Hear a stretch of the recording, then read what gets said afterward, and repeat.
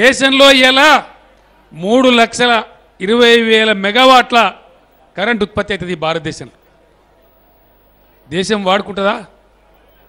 భారతదేశంలో ఉన్న కరెంటు భారతీయులు వాడరు. అనేక రాష్ట్రాలలో కారు చీకట్లుగా అమ్ముకొని ఉంటాయి. 14 గంటలు కరెంట్ రాదు.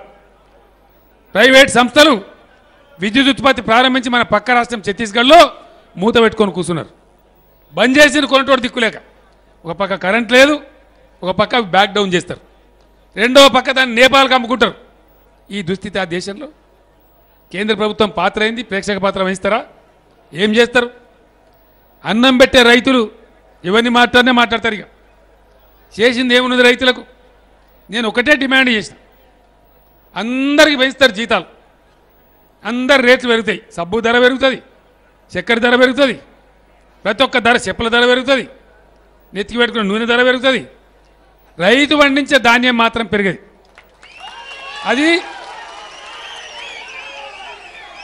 ఎవడు అవునన్నా ఎవడు కాదన్నా భారతదేశం బతికేదే వ్యవసాయం మీద. లెక్కలు చెప్తారు. ఎవడో ఆర్థిక శాస్త్రవేత్త జీడిపి పీడిపి అని లెక్కలు చెప్తారు. జీడిపి తోకమంటే వీడి దత్తా నేను ఆత్మహత్య చేసుకోనంటే ఎవరికి కావాలి నీ జీడిపి లెక్క?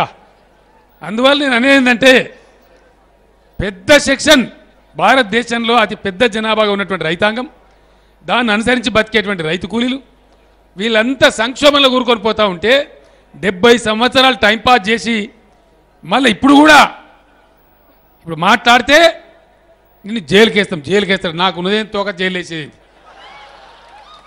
జైలుకు భయపెట్టాడితే కేసీఆర్ తెలంగాణ గురించి కొట్లాడతాడు. 1 ఏడాదా 2 ఏడాదిలా 14 ఏళ్ళు కదా కుంభకోణాలు చేసిన వాళ్లకు